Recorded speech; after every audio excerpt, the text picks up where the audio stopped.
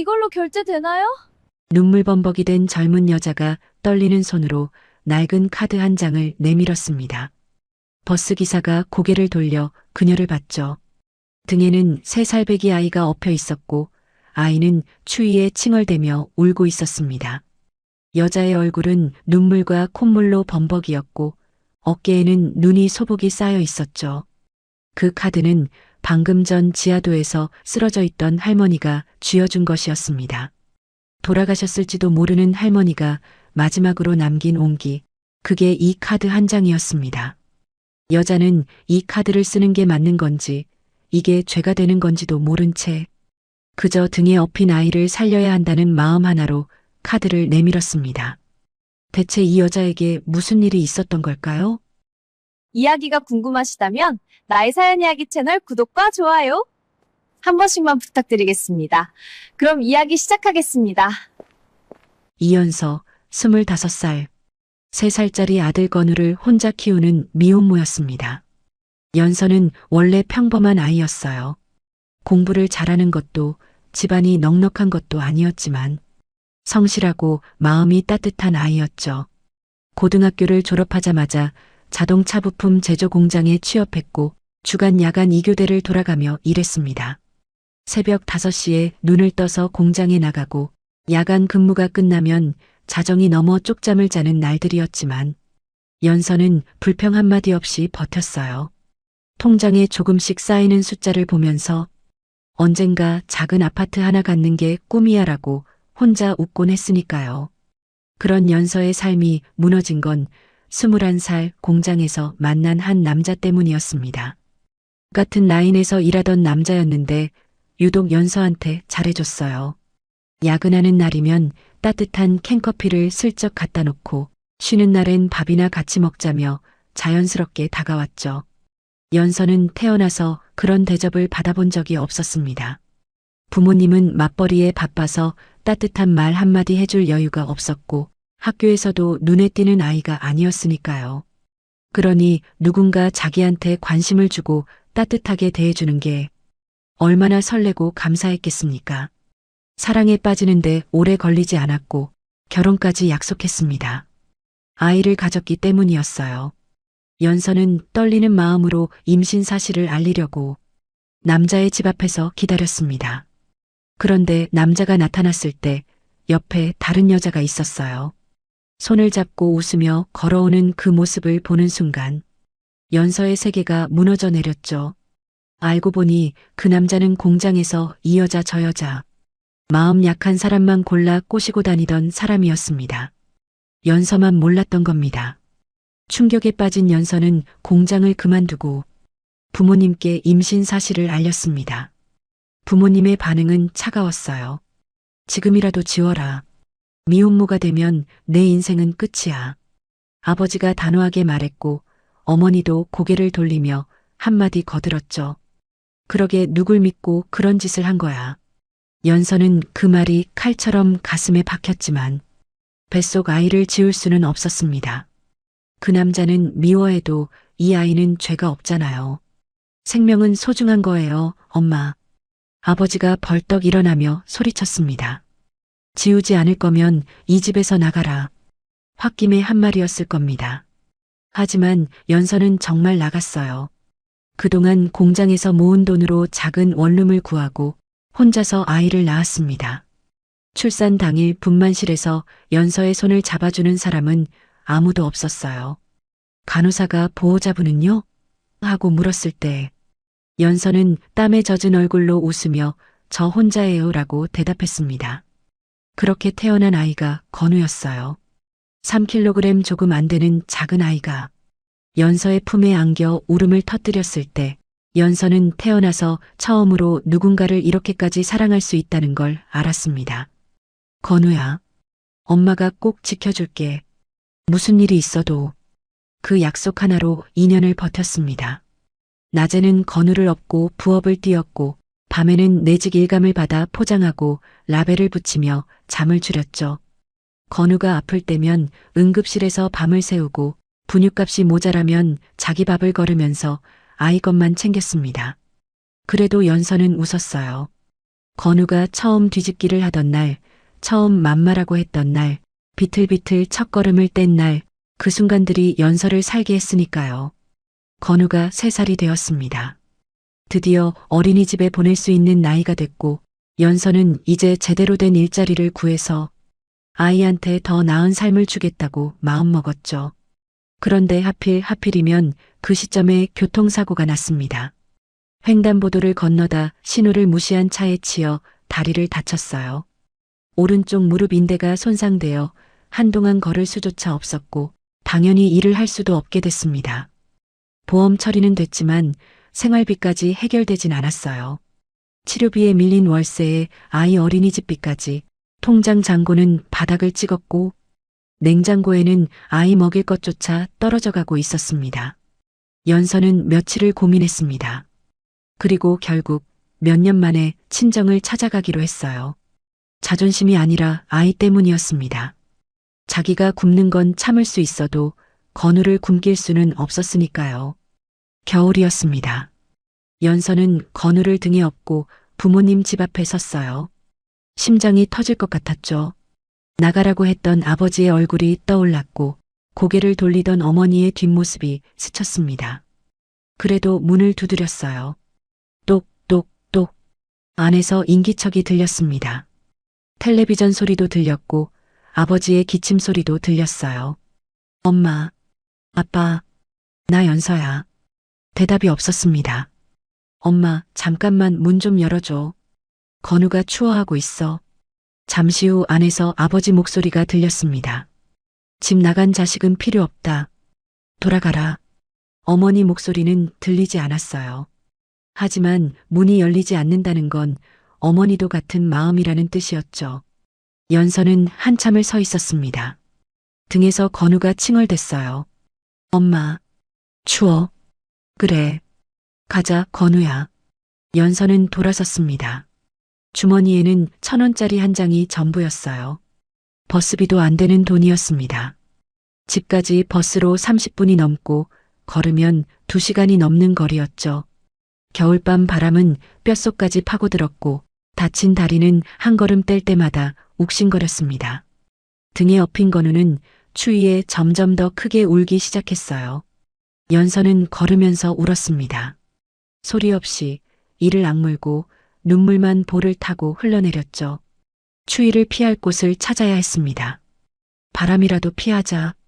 지하도 계단이 보였어요. 연서는 계단을 내려가 지하도 구석에 주저앉았습니다. 건우를 품에 꼭 안고 자기 코트로 아이를 감싸며 건우야, 조금만 참아. 엄마가 지켜줄게. 하지만 눈물이 멈추지 않았어요. 하늘도 무심하지 이 추운 밤에 갈 곳 하나 없는 엄마와 아이를 아무도 돌봐주지 않았습니다. 그때였습니다.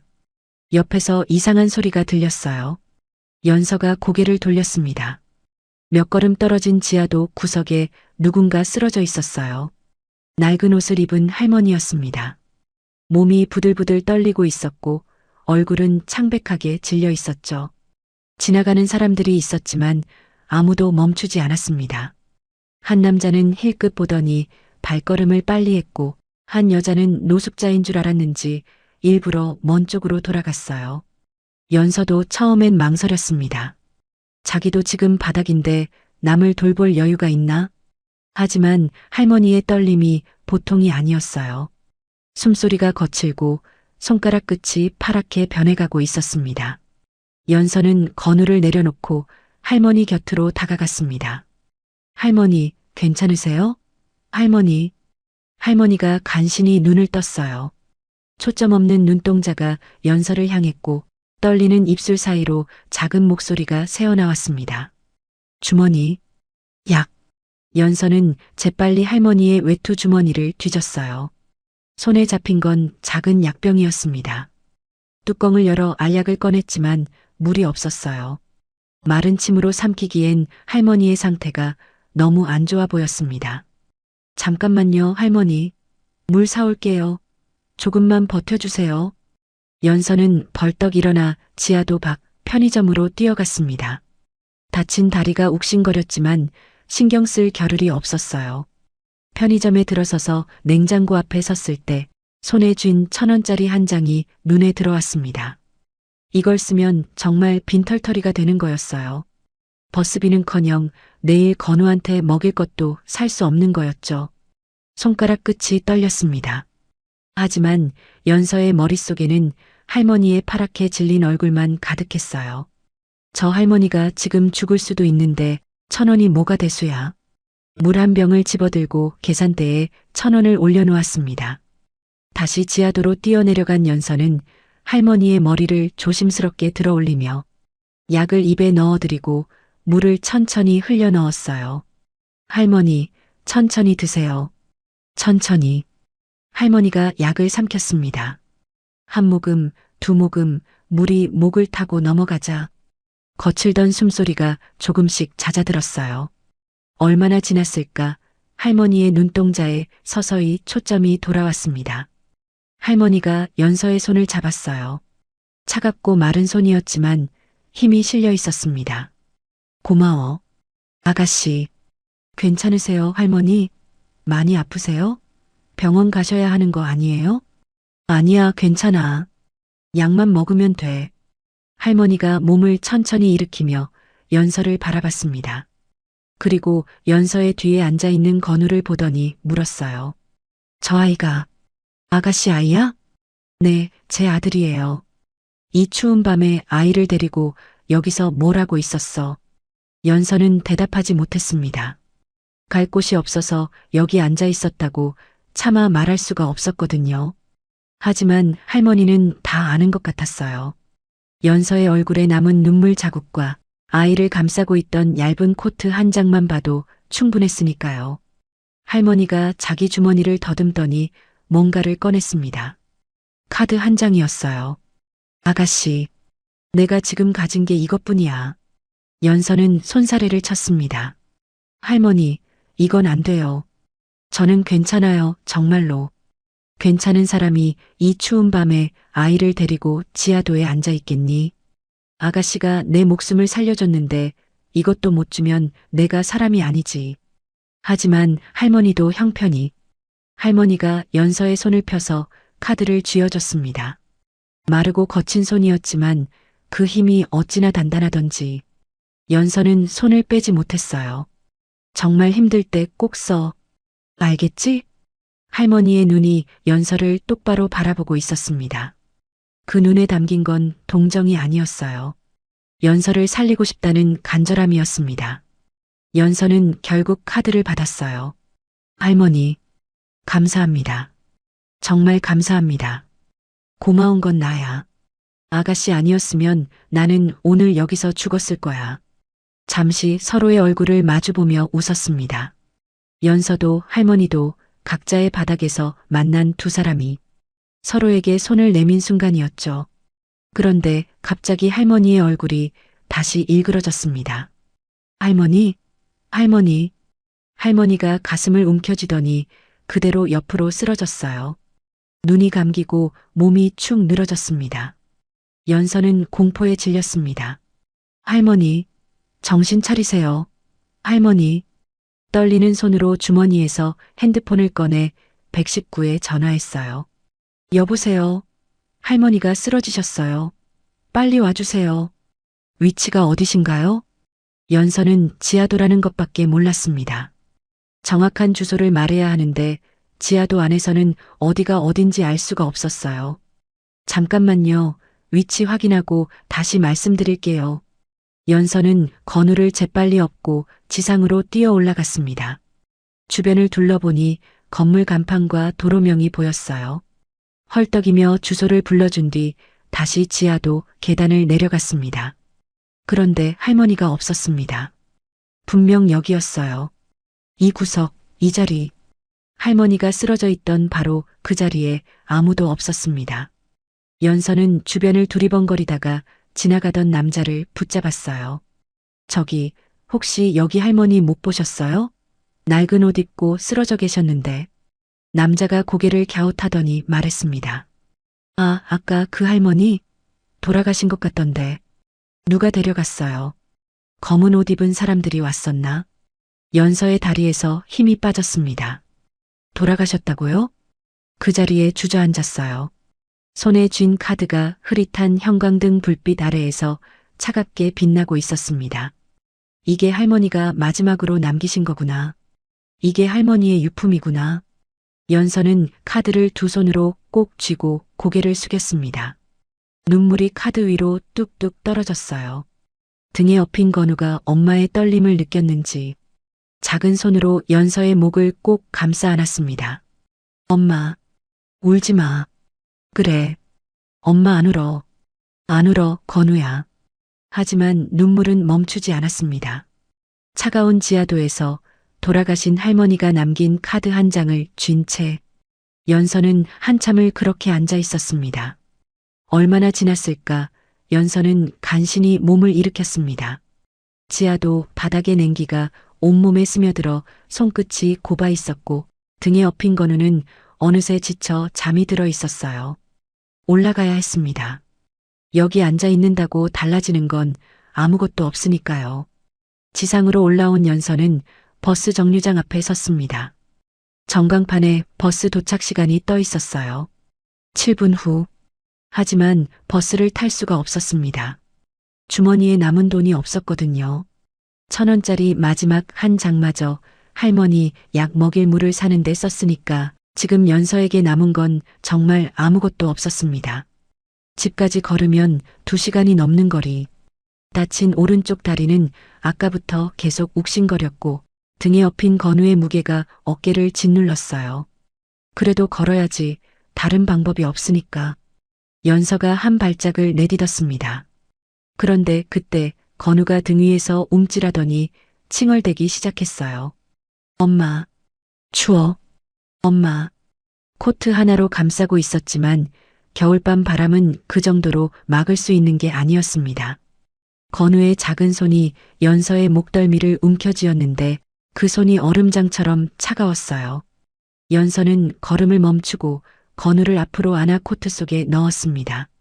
아이의 뺨이 빨갛게 얼어 있었고 입술이 파르르 떨리고 있었죠.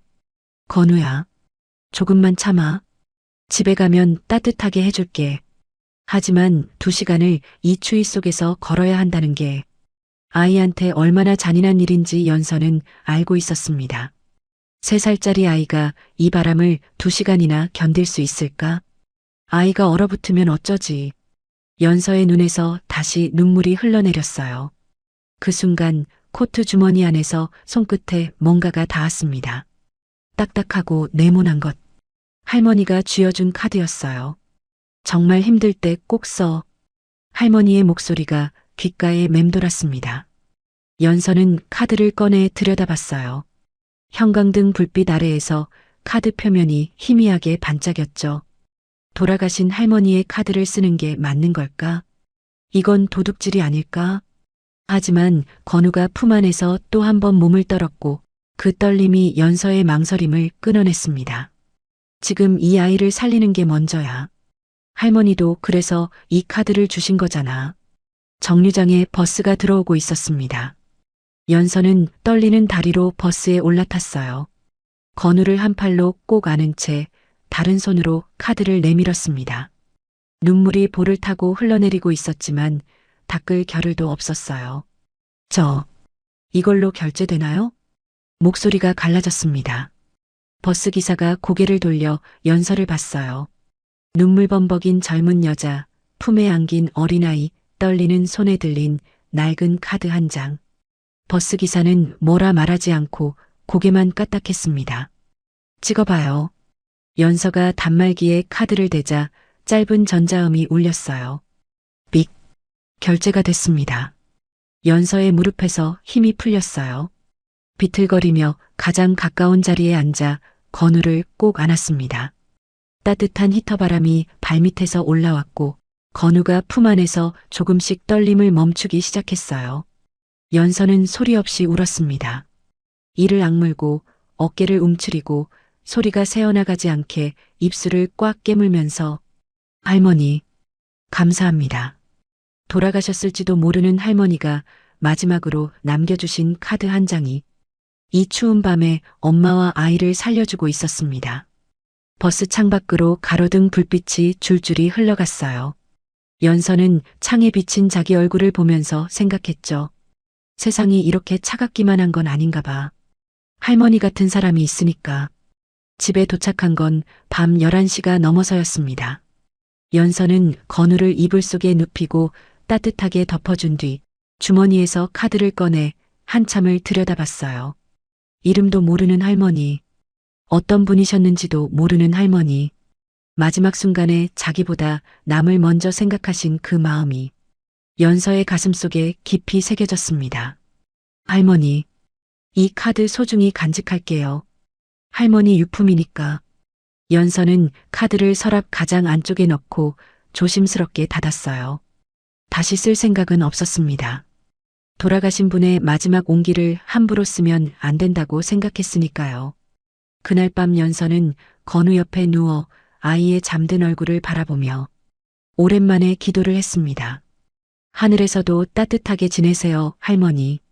그것이 연서가 할 수 있는 유일한 보답이었죠. 그렇게 며칠이 지났습니다. 연서는 다시 일상으로 돌아가야 했어요. 다리 상태가 조금씩 나아지고 있었고 밀린 월세와 어린이집비를 내려면 하루라도 빨리 일자리를 찾아야 했습니다. 그날도 건우를 어린이집에 보내고 이력서를 정리하고 있었는데 밖에서 자동차 소리가 들렸어요. 작은 원룸 단지에는 어울리지 않는 묵직한 엔진 소리였습니다.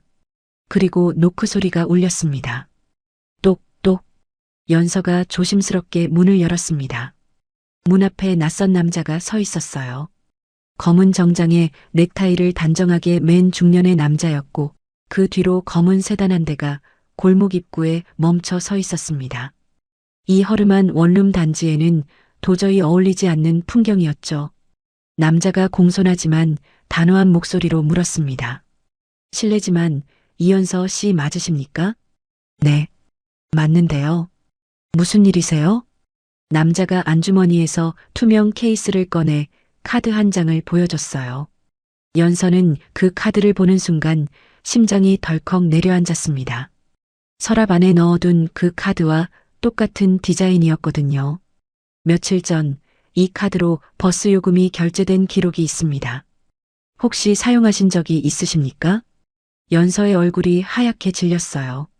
잡혔구나. 돌아가신 할머니 카드를 무단으로 쓴 게 문제가 된 거구나. 도둑으로 몰리는 건가? 경찰에 넘겨지는 건가? 온갖 생각이 머릿속을 휘몰아쳤지만 연서는 거짓말을 할 수 없었습니다. 떨리는 목소리로 입을 열었어요. 네, 제가 썼어요. 그런데 이건 제가 훔친 게 아니에요. 지하도에서 쓰러져 계신 할머니를 도와드렸는데 할머니가 직접 저한테 주신 거예요. 정말이에요. 남자는 표정 변화 없이 연서를 바라보더니 말했습니다. 자세한 이야기는 가시면서 하시죠. 같이 가셔야 할 것 같습니다. 어디로요? 가시면 아시게 됩니다. 연서는 겁이 났지만 피할 수 없다는 걸 알았어요.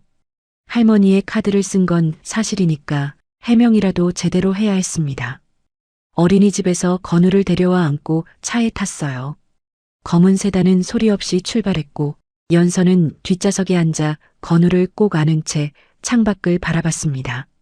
차가 도심을 빠져나가 넓은 대로로 접어들더니 어느 대학병원 앞에 멈춰섰어요. 그것도 정문이 아니라 따로 마련된 VIP 전용 입구였습니다. 연서는 남자를 따라 엘리베이터를 탔고 층수 표시도 없는 버튼을 누르자 엘리베이터가 조용히 올라갔어요. 문이 열리니 일반 병원과는 전혀 다른 공간이 펼쳐졌습니다. 넓은 복도에 카펫이 깔려 있었고 벽에는 그림이 걸려 있었으며 간호사들이 조용히 오가고 있었죠. 남자가 복도 끝 병실 앞에서 멈춰서더니 문을 열었습니다. 들어가시죠. 연서는 건우를 안은 채 조심스럽게 안으로 들어갔어요. 넓은 1인실이었습니다.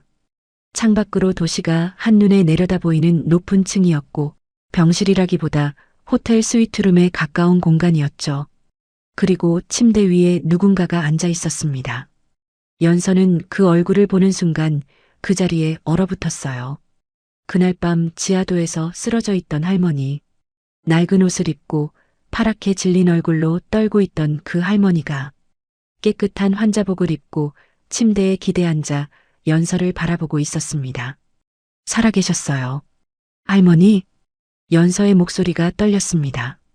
할머니가 연서를 알아보고 천천히 미소를 지었어요.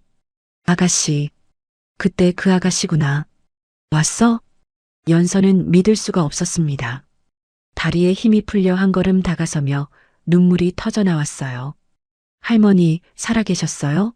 저는 할머니가 돌아가신 줄 알았어요. 그날 119 부르고 돌아왔더니 할머니가 안 계셨고 지나가던 사람이 돌아가신 것 같다고 해서 저 매일 기도했어요. 하늘에서 따뜻하게 지내시라고. 할머니가 웃으며 손을 내밀었습니다. 이런, 그 사람이 겁을 줬나 보구나. 안 죽었어. 멀쩡히 살아있어. 연서가 할머니 손을 잡았어요. 그날 지하도에서 느꼈던 차갑고 마른 손이 아니라 따뜻하고 혈색이 돌아온 손이었습니다. 정말 살아계시는구나. 연서는 한참을 울었어요. 할머니도 연서의 손을 꼭 쥐고 놓지 않았습니다. 그날 내가 쓰러져 있을 때 사람들이 얼마나 많이 지나갔는지 아니? 수십 명이 지나갔어. 힐끗 보고 돌아가고 일부러 피해가고. 아가씨 아니었으면 난 정말 그날 밤 거기서 죽었을 거야. 연서는 고개를 저으며 말했습니다. 아니에요, 할머니. 저는 당연한 걸 한 것뿐이에요. 그날 밤 할머니가 주신 이 카드 아니었으면 저는 아이를 안고 그 추위 속에서 2시간을 걸어야 했어요. 할머니가 저를 살려주신 거예요. 할머니는 아무 말 없이 연서를 바라보다가 조용히 고개를 끄덕였어요. 그때 병실 문이 열리며 누군가 들어왔습니다. 서류 파일을 든 여자였는데 허리를 깊이 숙이며 말했어요. 회장님, 약 드실 시간입니다. 연서의 눈이 커졌습니다. 회장님? 할머니를 돌아봤지만 할머니는 담담한 표정이었어요. 연서가 다시 비서를 보고 다시 할머니를 봤습니다. 할머니가 회장님이세요? 비서가 공손하게 대답했습니다. 박춘미 회장님이십니다. 박춘미. 연서가 그 이름을 몰랐을 리가 없었어요. 뉴스에서, 신문에서, 어디서든 한 번쯤은 들어본 이름이었으니까요. 대한민국 10손가락 안에 드는 그룹의 회장. 남자들이 지배하는 재계에서 홀로 정상에 오른 여성 CEO. 별명이 독사라는 것까지 연서도 알고 있었습니다. 그런데 왜 그날 밤에 지하도에 계셨던 거예요? 박춘미 회장이 씁쓸하게 웃었어요. 병원이 답답해서 몰래 빠져나갔다가 발작이 온 거야. 경호원한테도 안 알리고 혼자 나갔으니 내 잘못이지. 연서는 얼떨떨했습니다. 대한민국 최고의 그룹 회장이 낡은 옷을 입고 지하도에 쓰러져 있었다니. 그리고 그 회장을 살린 게 주머니에 1,000원밖에 없던 자신이라니. 세상에 이런 일도 있는 거구나. 회장이 연서의 표정을 보더니 말했습니다. 놀랐지? 하지만 달라질 건 없다. 내가 회장이든 뭐든 그날 밤 내가 나한테 해준 건 똑같은 거야. 살해를 하겠다. 뭐가 필요하니? 연서는 잠시 멍하니 있다가 고개를 저었습니다. 살해는 필요 없어요, 회장님. 쓰러진 사람이 있으면 돕는 게 당연한 건데 그걸로 뭘 받으면 안 되죠. 회장은 아무 말 없이 연서를 바라봤습니다. 한참을요. 당연한 거라고? 그날 밤 수십 명이 지나갔는데 당연한 게 아닌데. 주머니에 1,000원밖에 없는 애가 그 1,000원으로 모르는 사람 목숨을 살린 게 당연하다고? 이 아이는 대체 어떻게 살아온 거야? 회장의 눈이 연서를 뚫어지게 바라보고 있었지만 연서는 그 눈빛의 무게를 알아채지 못했습니다. 건우가 연서 품에서 고개를 빼꼼 내밀며 회장을 올려다봤어요. 엄마, 이 할머니 누구야? 연서가 황급히 건우 입을 막으려 했지만 회장이 먼저 웃었습니다. 아주 작게 하지만 분명히 웃었어요. 나는 그냥 할머니야. 이 아이들과의 인연이 어디까지 갈지 이 순간엔 아무도 몰랐습니다. 박춘미. 그 이름 석자를 재계에서 모르는 사람은 없었습니다. 대한민국 10손가락 안에 드는 그룹, 춘미그룹의 창업회장. 사람들은 그녀를 독사라고 불렀어요. 한번 물면 놓지 않고 감정 따위에 흔들리지 않으며 적이든 아군이든 이용 가치가 없으면 가차없이 잘라내는 사람.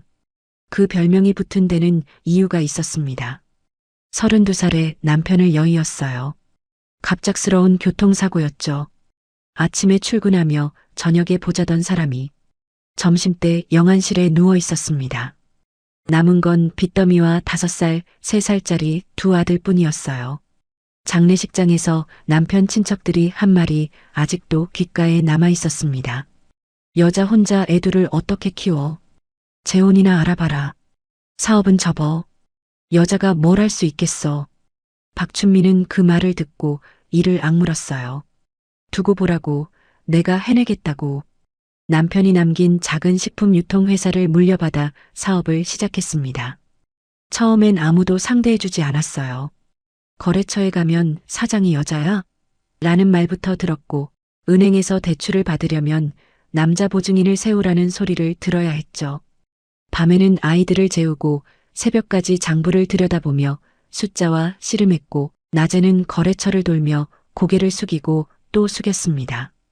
그 과정에서 박춘미는 하나의 철칙을 만들었어요. 사람을 믿지 마라. 숫자만 믿어라.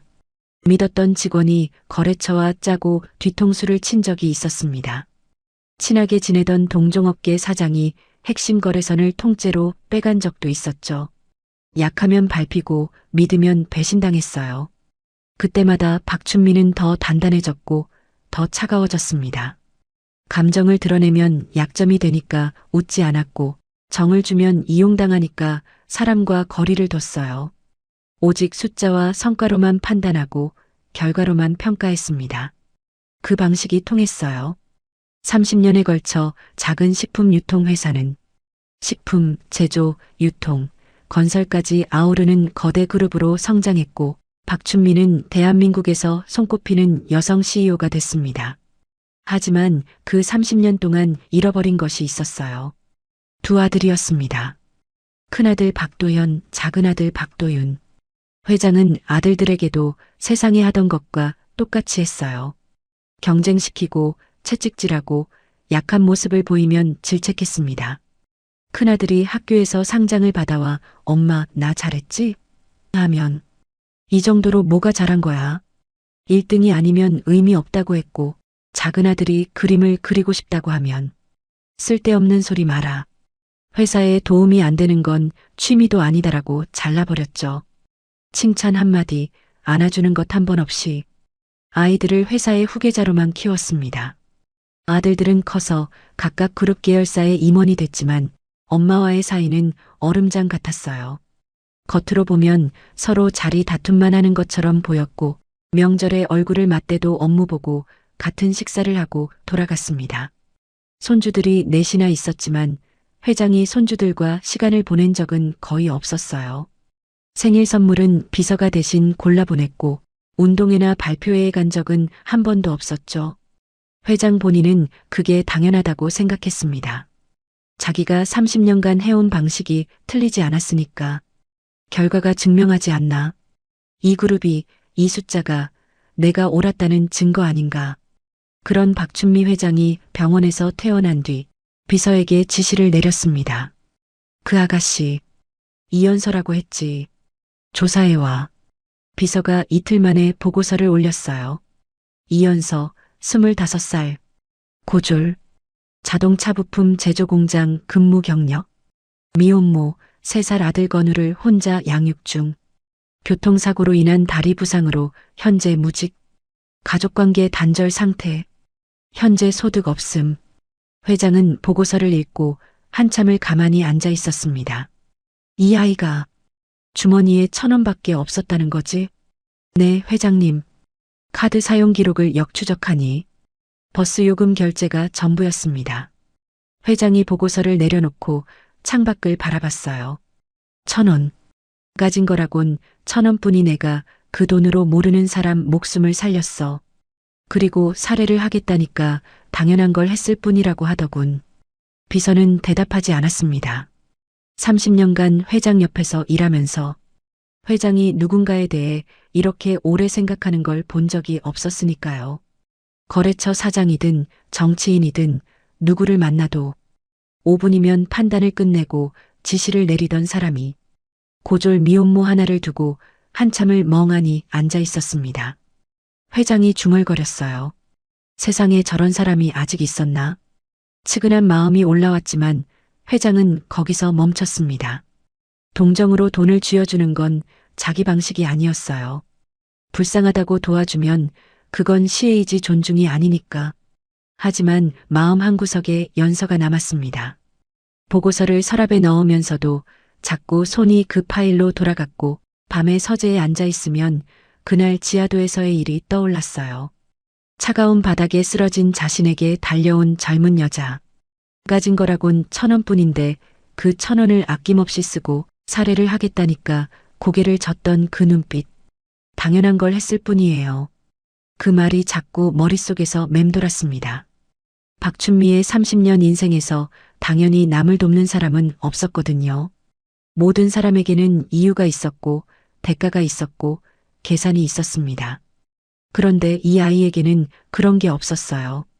계산이 아니라 마음으로 움직이는 사람. 회장이 잊으려 해도 잊히지 않는 사람. 이연서라는 이름이 박춘미의 머릿속에 조용히 자리를 잡아가고 있었습니다. 몇 달이 흘렀습니다.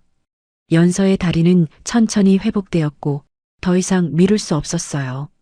통장 잔고는 바닥났고 밀린 월세가 석 달째였으며 건우 어린이집비마저 연체되기 시작했으니까요. 일자리를 찾아야 했습니다. 하지만 고졸의 공장 경력뿐인 25 미혼모를 반겨주는 곳은 많지 않았어요. 이력서를 10군데 넘게 넣었지만 연락이 오는 곳은 없었고 면접에 가면 아이는 누가 봐요? 라는 질문이 어김없이 돌아왔습니다. 혼자 키운다고 하면 면접관의 눈빛이 달라졌어요. 동정이 아니라 부담을 보는 눈이었죠. 결국 연서가 찾은 건 과자 공장이었습니다. 춘미그룹 계열사인 춘미식품의 제조라인. 물론 연서는 그 사실을 몰랐어요. 그저 주간 근무라 어린이집 시간에 맞출 수 있다는 것, 경력직이 아니어도 받아준다는 것, 그 두 가지가 연서에겐 전부였습니다. 첫 출근 날부터 연서는 열심히 일했어요. 배합실에서 재료를 계량하고 라인에서 포장 상태를 확인하고 누가 시키지 않아도 퇴근 전에 작업대를 깨끗이 닦았습니다. 하지만 공장 안에서 연서의 자리는 좁았어요. 동료들 사이에 소문이 돌았거든요. 미혼모라는 것, 아이가 있다는 것. 점심시간에 다 같이 밥을 먹다가도 연서가 오면 대화가 끊겼고 회식 공지가 돌 때마다 이연서 씨는 아이 때문에 못 오시죠? 라는 말이 배려인 척 선을 그었습니다. 잔업을 못하는 날이면 반장이 대놓고 한마디 했어요. 다른 사람들은 다 남는데 이연서 씨만 맨날 칼퇴근이네. 연서는 고개를 숙이며 죄송합니다. 아이 어린이집 시간이. 라고 말했지만 반장은 이미 돌아선 뒤였죠. 그래도 연서는 버텼습니다. 이를 악물고 남들보다 일찍 출근해서 남들보다 더 꼼꼼하게 일했어요.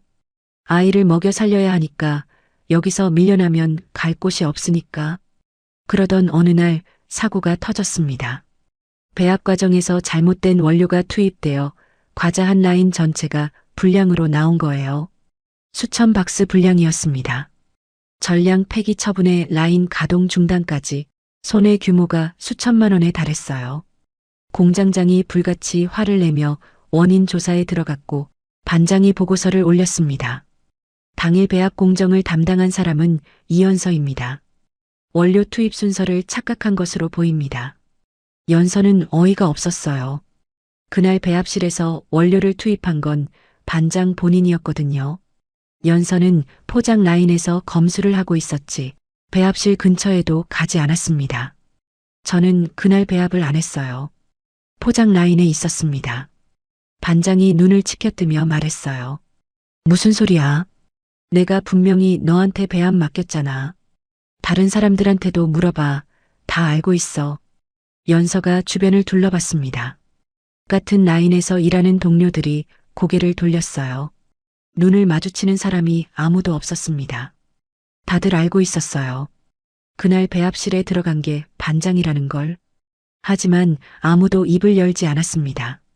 반장한테 밉보이면 자기들이 다음 타깃이 될 테니까요. 연서는 입술을 꽉 깨물었어요. 증명할 방법이 없었습니다. CCTV는 배합실 안에 없었고 작업 일지에는 반장이 이미 연서 이름을 적어놓은 뒤였죠. 결국 연서는 해고당했습니다. 손해배상 검토 대상자로까지 올라갔어요. 공장 정문을 나서는 연서의 등 뒤로 반장의 목소리가 들렸습니다. 원래 이런 데서 일하려면 눈치가 있어야지. 안 됐네. 연서는 돌아보지 않았어요. 주먹을 꽉 쥐고 걸었습니다. 억울했지만 울지 않았어요. 울어봤자 아무것도 바뀌지 않는다는 걸 이미 알고 있었으니까요. 바로 그 손해배상 검토건이 본사복으로 올라갔습니다. 계열사 공장에서 수천만 원 규모의 불량이 발생했으니 본사 경영관리실에서 검토하는 건 당연한 절차였어요. 보고서가 회장 비서실을 거쳐 박춘미 회장의 책상 위에 놓였습니다. 회장은 보고서를 훑어보다가 손가락이 멈췄어요. 손해배상 검토 대상자란에 적힌 이름과 사진. 이연서, 25살. 회장의 눈이 좁아졌습니다. 이 아이가 그때 그 이연서 아니야? 비서를 불러 확인시켰어요. 맞았습니다. 몇 달 전 지하도에서 자기 목숨을 살려준 바로 그 아이였죠. 회장이 보고서를 다시 읽었습니다. 배합 공정 실수, 원료 투입 순서 착오, 전량 불량. 회장은 고개를 가로저었어요. 이 아이가 이런 실수를 할 사람이 아니야. 보고서의 숫자와 정황이 맞지 않았습니다. 30년간 숫자를 읽어온 사람의 직감이 뭔가 잘못됐다고 말하고 있었어요. 가서 조사해와. 제대로. 비서가 직접 공장으로 내려갔습니다. 이틀간의 조사 끝에 진실이 드러났어요. 배합 실수를 한 건 반장이었고 연서는 억울하게 뒤집어 쓴 것이었습니다. 그뿐만이 아니었어요. 연서가 이 공장에서 일한 넉 달 동안 미혼모라는 이유로 따돌림을 당했고 반장은 평소에도 연서에게 꾸준히를 몰아주고 있었다는 사실까지 밝혀졌습니다. 보고를 들은 회장은 한참을 아무 말 없이 앉아 있다가 자리에서 일어났어요. 내가 직접 가겠다. 비서가 놀라 물었습니다. 직접 가신다고요? 제가 대신. 됐어. 내 회사에서 벌어진 일이야.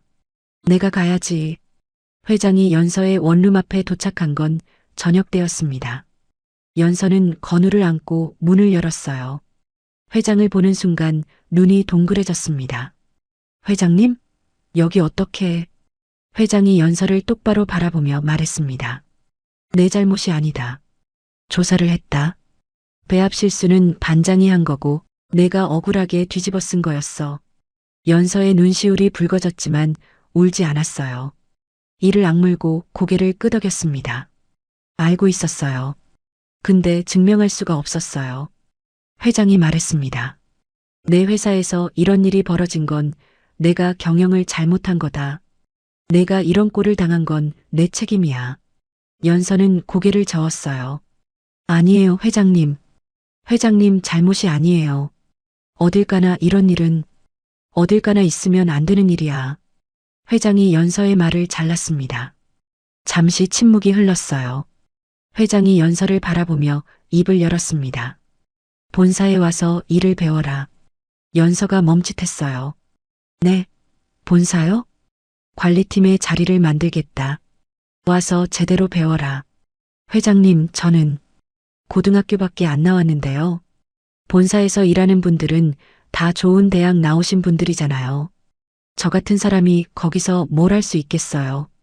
회장이 한 걸음 다가서며 말했습니다. 학벌이 중요한 게 아니야. 난 30년간 사람을 봐왔다. 대단한 대학 나오고도 숫자 하나 못 읽는 사람이 수두룩해. 근데 너한테는 뭔가가 있어. 내가 봤다. 연서는 아무 말도 하지 못했어요. 회장이 돌아서며 마지막으로 한마디 덧붙였습니다. 불쌍해서 데려가는 거 아니다. 그런 거였으면 진작에 돈이나 줬어. 내 안에 뭔가가 있으니까 데려가는 거야. 착각하지 마라. 그 말투는 차가웠지만 연서는 느낄 수 있었어요. 그 안에 담긴 진심을. 연서가 건우를 꼭 안으며 작게 대답했습니다. 열심히 하겠습니다, 회장님. 회장은 대답 없이 걸어갔고 검은 세단이 좁은 골목을 빠져나가 사라졌습니다. 연서는 한참 동안 그 자리에 서서 차가 사라진 방향을 바라봤어요. 품에 안긴 건우가 올려다보며 물었습니다. 엄마, 왜 울어? 연서가 웃으며 눈물을 닦았어요. 안 울어. 엄마 안 울어, 건우야. 좋은 일이 생긴 거야. 연서가 춘미그룹 본사에 첫 출근한 날 로비에 들어서는 순간 발걸음이 멈췄습니다. 천장까지 유리로 된 넓은 공간에 사람들이 빠르게 오가고 있었고 다들 깔끔한 정장에 자신감 넘치는 얼굴이었어요. 연서는 자기가 여기 서 있는 게 실감이 나지 않았습니다. 공장 작업복을 입고 라인에 서던 사람이 이 빌딩 안에서 일을 하게 된다니. 관리팀에 배치된 첫날 팀장이 연서에게 자리를 안내해주며 말했어요. 이연서 씨, 여기 앉으면 돼요. 업무 매뉴얼은 이 파일에 있고 모르는 건 옆에 사람한테 물어보면 됩니다. 팀장의 말투는 친절했지만 주변 시선은 그렇지 않았어요. 옆자리 직원이 동료에게 속삭이는 소리가 들렸습니다. 회장님이 직접 데려왔다면서? 고졸이래. 진짜? 여기 최소 서울 4대 나와야 앉는 자리인데. 연서는 못 들은 척했지만 귀끝이 빨갛게 달아올랐어요. 괜찮아. 실력으로 보여주면 돼. 그렇게 다짐했지만 현실은 녹록지 않았습니다. 회장은 연서를 절대 특별 대우하지 않았어요. 오히려 다른 누구보다 더 엄격했습니다. 첫 번째 가르침은 숫자였어요. 회장이 연서를 회장실로 불렀습니다. 책상 위에 두꺼운 보고서가 한 권 놓여 있었어요. 이거 읽어봐라. 연서가 보고서를 펼쳤습니다. 숫자와 그래프가 빼곡한 페이지들이었어요. 매출, 원가율, 영업이익, 부채 비율. 대학에서 경영학을 전공한 사람도 한눈에 읽기 어려운 내용이었죠. 연서가 한참을 들여다보다가 조심스럽게 말했어요. 매출이 작년보다 올랐네요. 회장이 보고서를 탁 치며 말했습니다. 매출만 보면 안 돼. 원가율을 봐라. 매출이 오른 만큼 원가가 더 올랐어. 이건 돈을 벌고 있는 게 아니라 쏟아붓고 있는 거야. 숫자는 겉만 보면 거짓말을 한다. 속을 읽어야 진실이 보여. 연서는 그날 밤 건우를 재운 뒤 새벽 2시까지 보고서를 붙잡고 있었습니다. 모르는 용어가 나올 때마다 핸드폰으로 검색하며 하나하나 뜯어봤어요. 원가율이라는 게 뭔지, 영업이익과 순이익이 왜 다른 건지 그 기초부터 독학하며 눈이 빠지도록 숫자와 씨름했습니다. 다음 날 회장이 같은 보고서를 다시 내밀었어요. 다시 읽어봐라. 연서가 떨리는 목소리로 대답했습니다. 매출은 올랐지만 원가율이 3% 상승했고 인건비도 늘어서 실질 영업이익은 오히려 줄었습니다. 회장이 고개를 끄덕였어요. 끄덕인 게 전부였습니다. 칭찬은 없었어요. 하지만 연서는 알았습니다. 그 고개 한 번이 회장의 방식이라는 걸. 두 번째 가르침은 사람이었어요. 회장이 연서를 데리고 임원회의에 참석시킨 날이었습니다. 회의가 끝난 뒤 회장이 물었어요.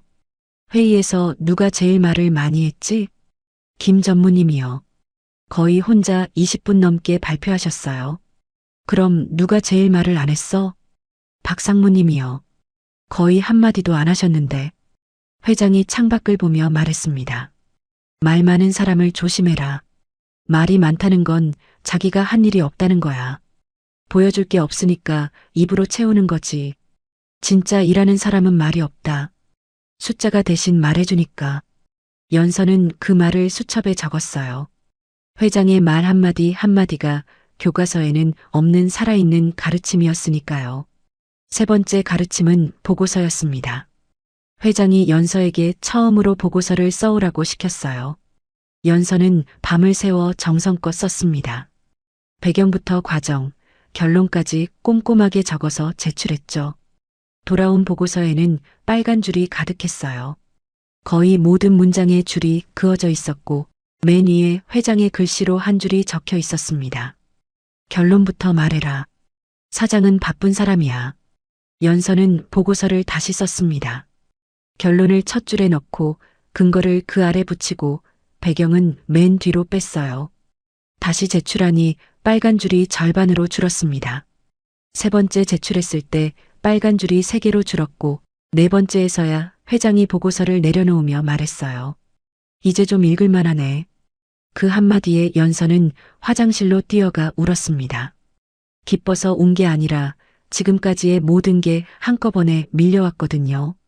배신당하고 버림받고 쫓겨나고 누명 쓰고 그 모든 걸 겪으면서도 이를 악물고 여기까지 왔는데 누군가 자기 노력을 인정해 주는 게 이렇게 벅찬 일인 줄 몰랐습니다. 하지만 울고 나서 바로 세수하고 자리로 돌아갔어요. 회장이 눈물을 싫어한다는 걸 알고 있었으니까요. 어느 날은 보고서 기한을 못 맞춰서 눈물이 날 뻔했는데 회장이 그 기미를 보고 말했습니다. 울지 마라. 눈물로는 아무것도 바뀌지 않는다. 실력으로 증명해. 내가 불쌍해서 데려온 게 아니야. 불쌍한 사람은 세상에 널렸어. 내 안에 뭔가가 있으니까 데려온 거야. 증명해봐. 그 말이 채찍처럼 아팠지만 동시에 연서를 일으켜 세웠어요. 이 사람은 나를 동정하는 게 아니라 믿고 있는 거구나. 내가 할 수 있다고 보니까 이렇게 밀어붙이는 거구나. 그때부터 연서의 하루가 바뀌었습니다. 아침 6시에 일어나 건우를 어린이집에 보내고 출근하면 점심도 거르고 일하다가 퇴근 후 건우를 데려와 밥을 먹이고 재운 뒤 밤 11시부터 새벽 1시까지 보고서를 다시 쓰고 회장이 추천한 경영 서적을 읽고 숫자를 분석하는 연습을 반복했어요. 잠이 4시간도 안 되는 날이 많았지만 연서는 단 한 번도 불평하지 않았습니다. 천천히 하지만 확실하게 달라지고 있었어요. 보고서에 빨간 줄이 줄어들었고 숫자를 보는 눈이 생겼으며 회의에서 한마디를 해도 핵심을 짚는 말을 할 수 있게 됐습니다. 회장은 그 변화를 말없이 지켜봤어요. 입 밖으로 칭찬을 꺼내지는 않았지만 연서의 보고서를 검토하는 시간이 점점 짧아지고 있다는 게 답이었죠. 회장의 핵심 가르침은 이거였습니다. 세상은 차갑다. 차가운 세상에서 살아남으려면 단단해져야 한다. 약한 건 죄가 아니야. 하지만 약한 채로 있으면 밟혀. 단단해져라. 그래야 내가 지키고 싶은 것도 지킬 수 있다. 연서는 그 말을 가슴에 새겼어요. 하지만 회장의 가르침을 받으면서도 연서는 자기만의 방식을 잃지 않았습니다. 단단해지되 차가워지지는 않았어요. 숫자를 읽을 줄 알게 됐지만 사람을 숫자로 보지 않았고 실력이 늘었지만 겸손함을 잃지 않았으며 매일 아침 출근하면 제일 먼저 주변 사람들에게 인사를 건넸습니다.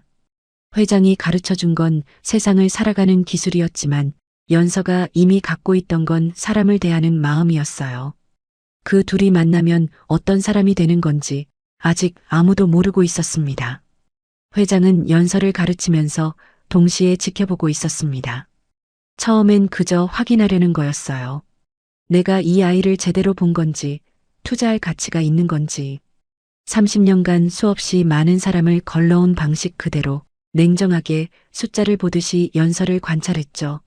하지만 시간이 지나면서 이상한 일이 벌어지기 시작했습니다. 연서를 관찰하는 건 회장인데 질문을 받는 건 오히려 회장 자신이었어요. 연서가 직접 질문을 던진 적은 한 번도 없었습니다. 그저 연서의 행동 하나하나가 회장의 30년 철칙에 조용히 균열을 내고 있었을 뿐이었죠. 처음 그걸 느낀 건 관리팀 후배 직원 때문이었습니다. 신입사원 하나가 큰 실수를 저질렀어요. 거래처에 보낼 발주서에 숫자를 잘못 입력해서 수량이 10배로 들어가 버린 겁니다. 팀장이 벌겋게 달아오른 얼굴로 신입을 불러 세웠어요. 이게 뭐야? 확인도 안 하고 보낸 거야? 이거 취소 안 되면 손해가 얼마인지 알아? 신입사원은 새파랗게 질려서 고개를 숙이고 있었습니다. 다른 직원들은 슬금슬금 자리를 피했어요. 자기한테 불똥 튈까봐 눈치를 보는 거였죠. 그때 연서가 자리에서 일어났습니다. 팀장님, 제가 거래처에 연락해서 수정 가능한지 확인해 볼게요. 아직 출고 전이면 정정할 수 있을 거예요.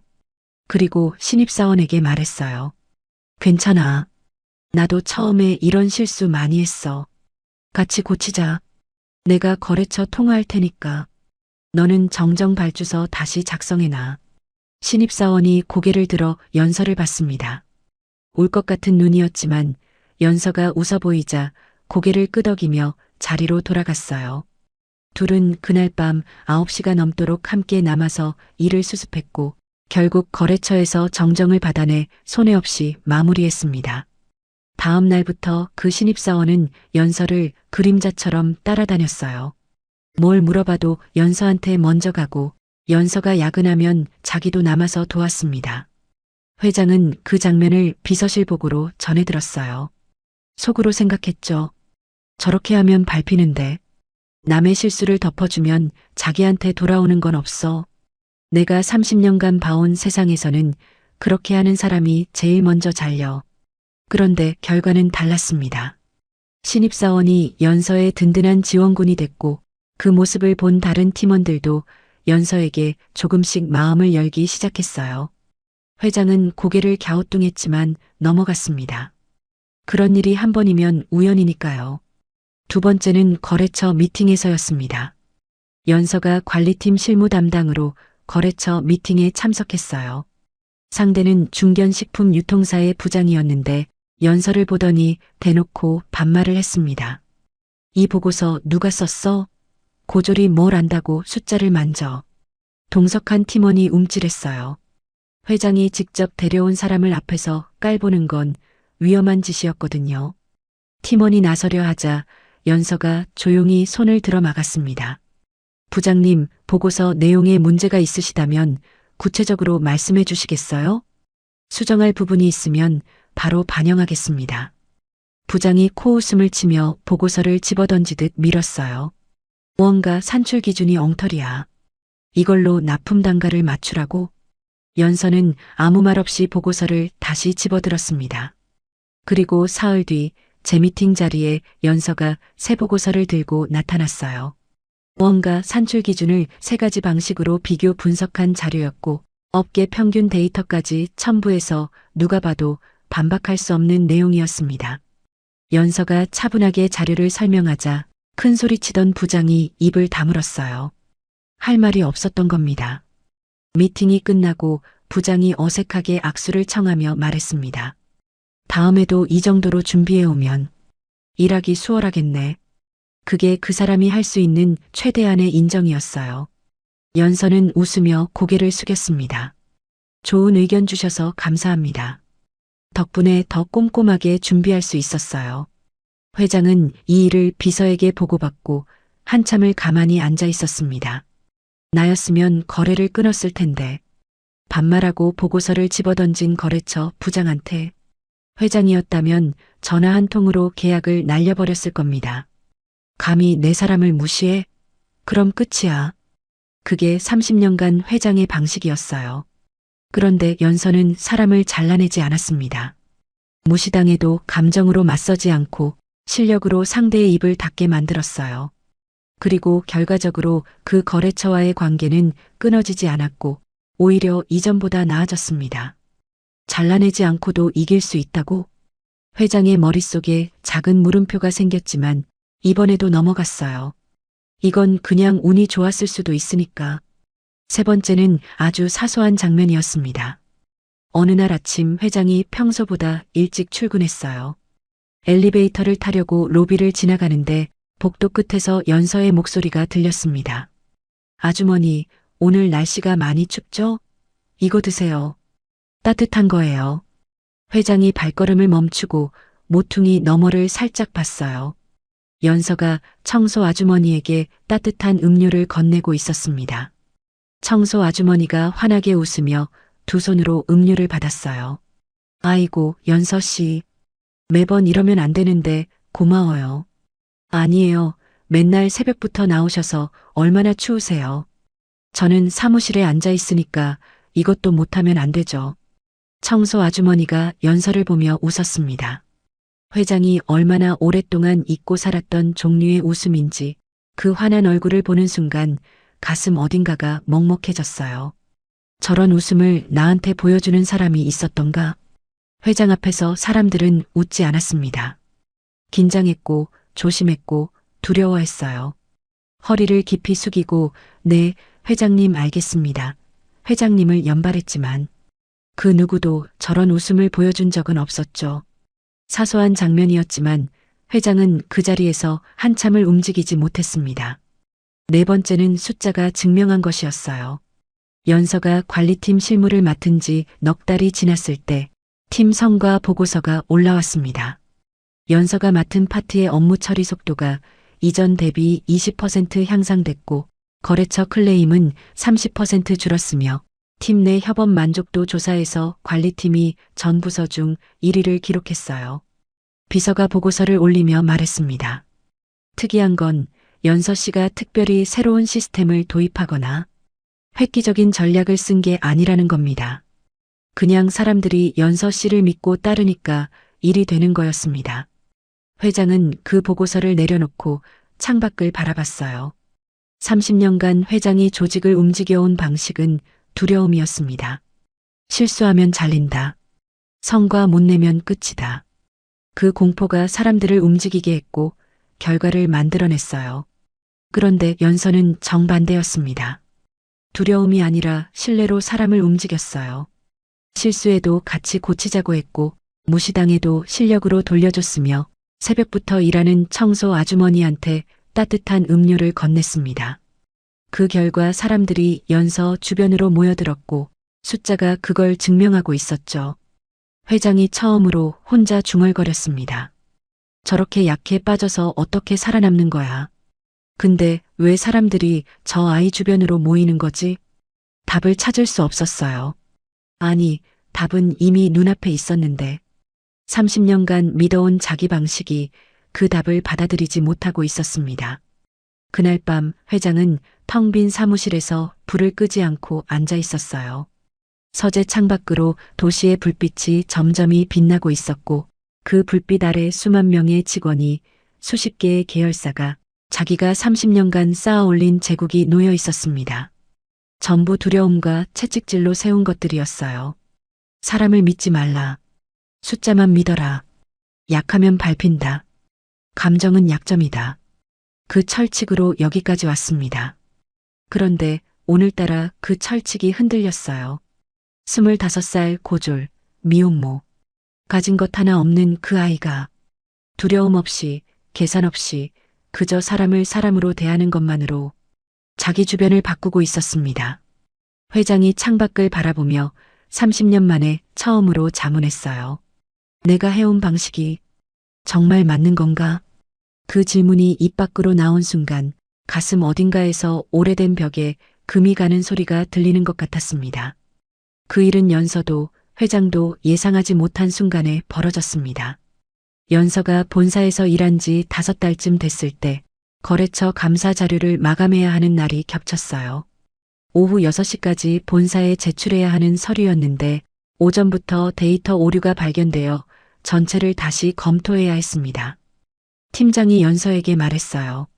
이연서 씨, 오늘 야근 가능해요? 이거 오늘 안에 끝내야 하는데. 연서는 시계를 봤습니다. 어린이집 하원 시간이 5시였어요. 팀장님, 죄송한데 아이를 데려와도 될까요? 어린이집 끝나면 봐줄 사람이 없어서요. 데려와서 조용히 앉혀놓을게요. 팀장이 잠깐 망설이다가 고개를 끄덕였습니다. 그래요. 방해 안 되게만 해주면 돼요.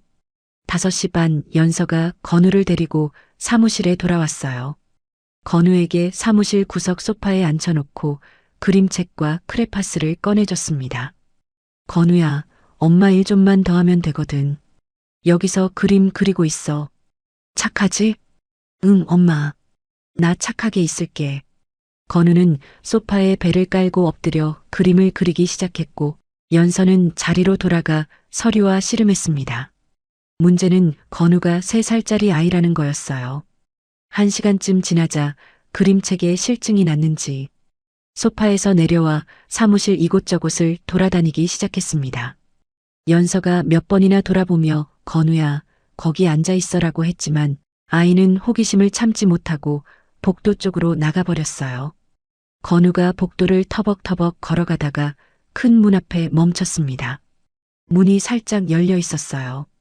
안에서 불빛이 새어나왔고 건우는 아무 생각 없이 문을 밀고 들어갔습니다. 회장 사무실이었어요. 박춘미 회장은 그 시간에도 책상에 앉아 서류를 보고 있었습니다. 문이 열리는 소리에 고개를 들었는데 서류를 들고 보고하러 온 비서가 아니라 3살짜리 꼬마가 문 앞에 서서 올려다보고 있었어요. 회장이 당황했습니다. 아이를 어떻게 대해야 할지 몰랐거든요. 자기 아들들이 어렸을 때도 이렇게 가까이서 마주한 적이 별로 없었고 손주들은 명절에 잠깐 얼굴만 보고 돌려보냈으니까 아이와 눈을 맞추고 대화하는 게 어색하기 짝이 없었습니다. 건우가 고개를 까딱 기울이며 물었어요. 할머니 뭐해? 회장이 안경 너머로 건우를 내려다봤습니다. 일이 뭐야? 종이 보는 거. 건우가 책상 앞까지 다가오더니 까치발을 들고 서류를 들여다봤어요. 숫자와 글씨가 빼곡한 종이를 보더니 고개를 절레절레 흔들었습니다. 할머니, 이거 재미없겠다. 회장의 입꼬리가 아주 살짝 올라갔어요. 30년간 이 서류들 앞에서 모든 사람이 긴장하고 조심했는데 이 작은 아이는 재미없다고 한마디 하고 있었습니다. 건우가 갑자기 회장의 무릎 위로 기어 올라갔어요. 회장이 움찔했습니다. 이 큰 가죽 의자에 자기 말고 다른 사람이 앉은 적이 없었는데 3살짜리 아이가 아무렇지도 않게 무릎에 자리를 잡았어요. 할머니, 이거 읽어줘. 건우가 가방에서 그림책 한 권을 꺼냈습니다. 토끼와 곰이 그려진 낡은 그림책이었어요. 모서리가 닳고 표지가 구겨져 있었는데 건우가 얼마나 좋아하는 책인지 한눈에 알 수 있었습니다. 회장은 그림책을 받아들었어요.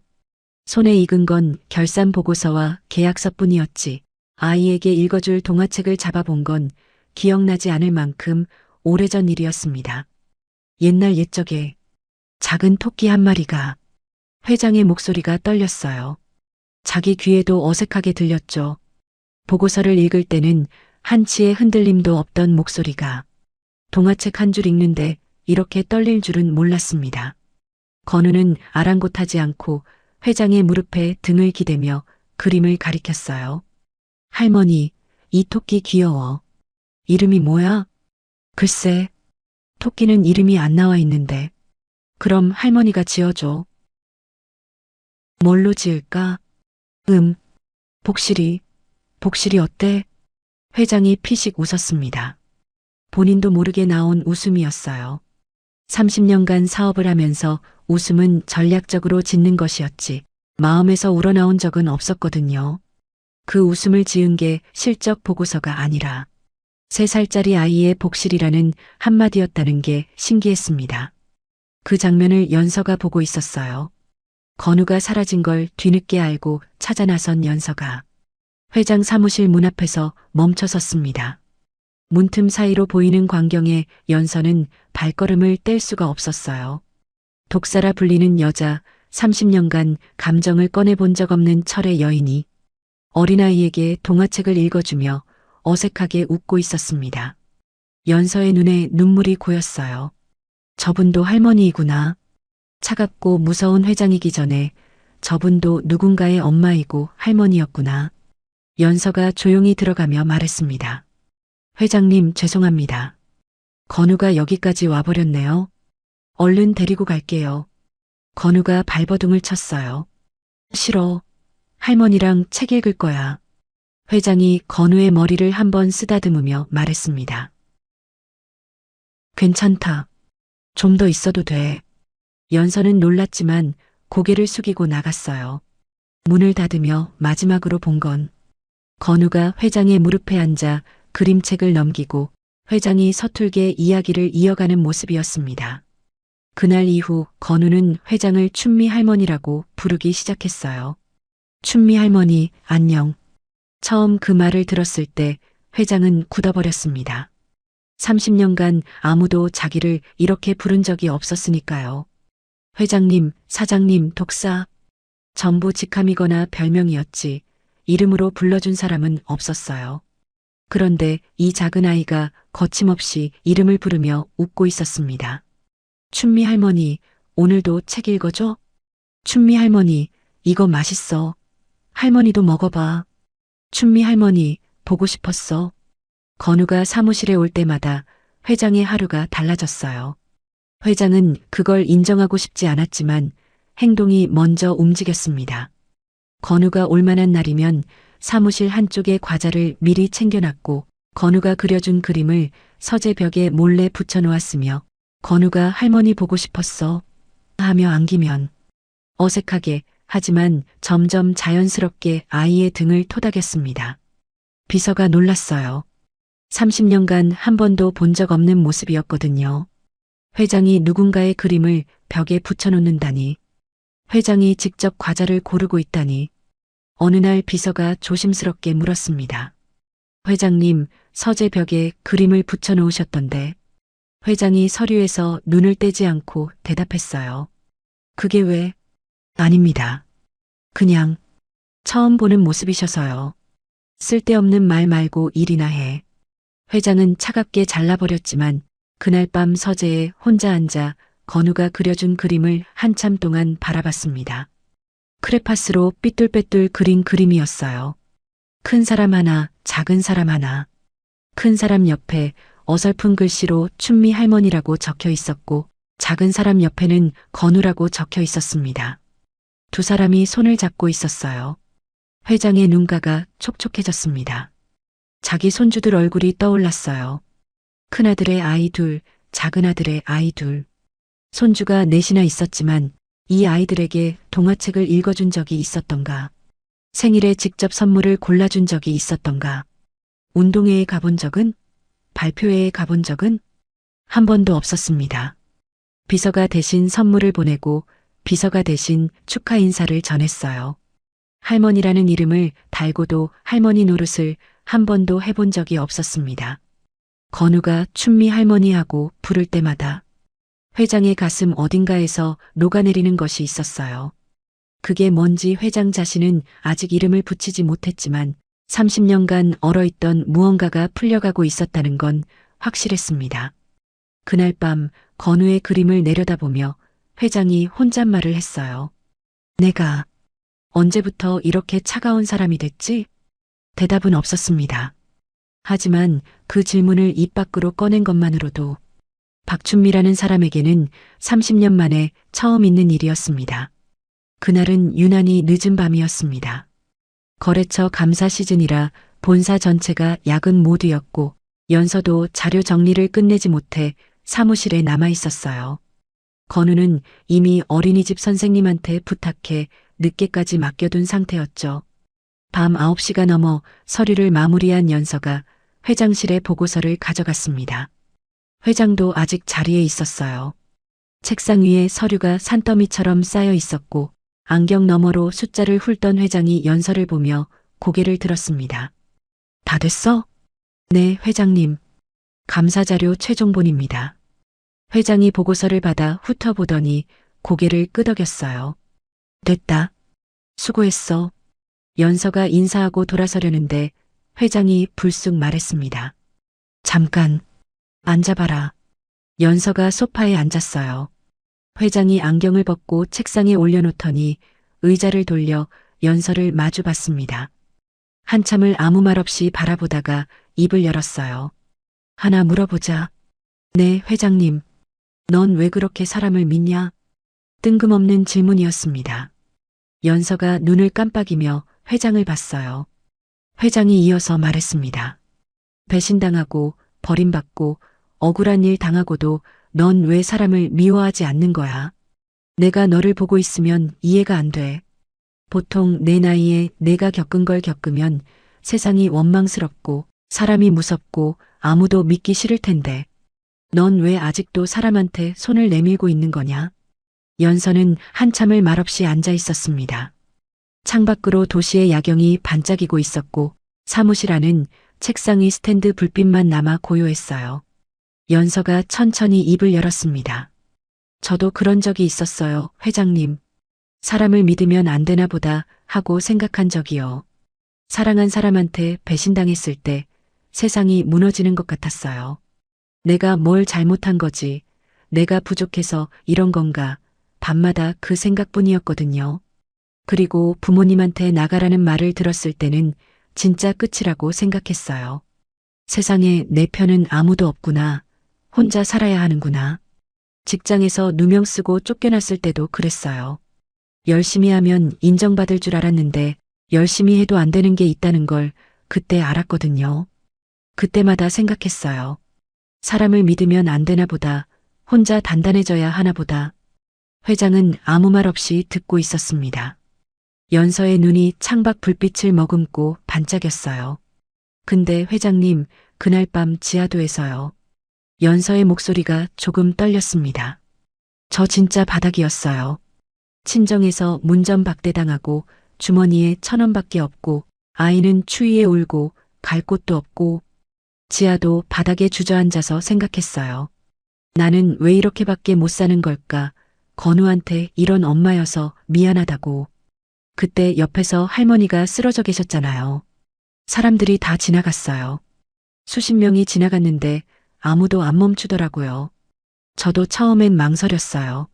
솔직히 나도 지금 바닥인데 남을 도울 여유가 있나? 근데 그냥 지나갈 수가 없었어요.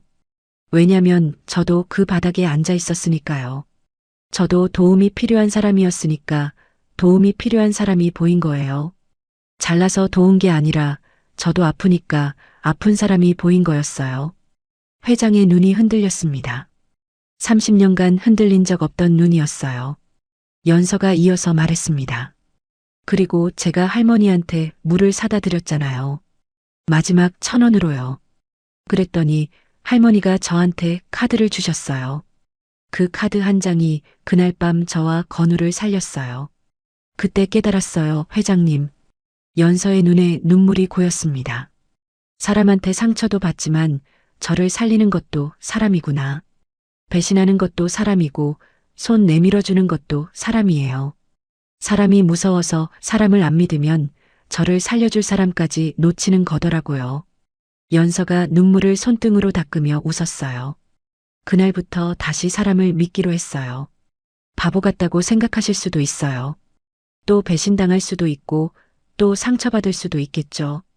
그래도 괜찮아요. 사람을 믿다가 상처받는 게 아무도 안 믿고 혼자 사는 것보다는 나으니까요. 회장은 한마디도 하지 못했습니다. 입을 열려고 했지만 목구멍이 막혀 소리가 나오지 않았어요. 연서의 말 한마디 한마디가 비수처럼 가슴에 박혀 있었습니다. 사람한테 상처도 받지만 저를 살리는 것도 사람이에요. 이 한 문장이 30년간 쌓아 올린 벽을 정면으로 때리고 있었어요. 연서가 자리에서 일어나며 말했습니다. 회장님, 늦었는데 저 먼저 갈게요. 건우 데리러 가야 해서요. 내일 뵙겠습니다. 그래. 가봐라. 연서가 나가고 문이 닫혔습니다. 사무실에 회장 혼자 남았어요. 스탠드 불빛 아래 회장의 그림자가 길게 늘어져 있었고 창밖 도시의 불빛은 여전히 점점이 빛나고 있었습니다. 회장이 의자에 등을 기대고 천장을 올려다봤어요. 나는 평생 사람을 도구로 봤다. 직원은 성과를 내는 도구, 거래처는 이익을 만드는 도구, 심지어 내 아들들까지 후계자라는 이름의 도구. 사람을 믿지 않았고 사람에게 마음을 주지 않았으며 약하면 잘라내고 쓸모없으면 버렸습니다. 그게 30년간 살아남는 방법이었으니까요. 그런데 연서는 정반대로 살고 있었어요. 가진 것 하나 없이 배신당하고 버림받으면서도 여전히 사람을 믿고 사람에게 손을 내밀며 살아가고 있었습니다. 그리고 그 방식이 통하고 있었어요. 사람들이 연서 주변으로 모여들고 조직이 바뀌고 숫자가 증명하고 있었죠. 회장의 머릿속에 두 아들의 얼굴이 떠올랐습니다.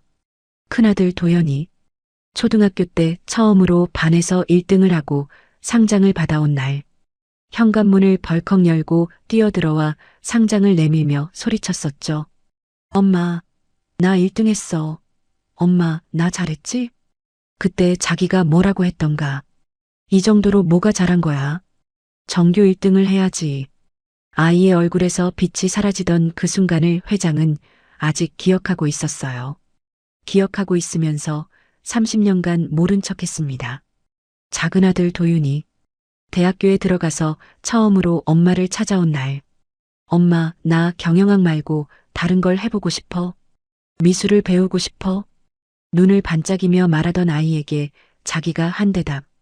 쓸데없는 소리 마라. 회사에 도움이 안 되는 건 취미도 아니다.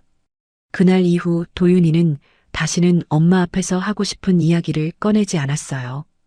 회장은 아들들이 차가워졌다고 생각했습니다.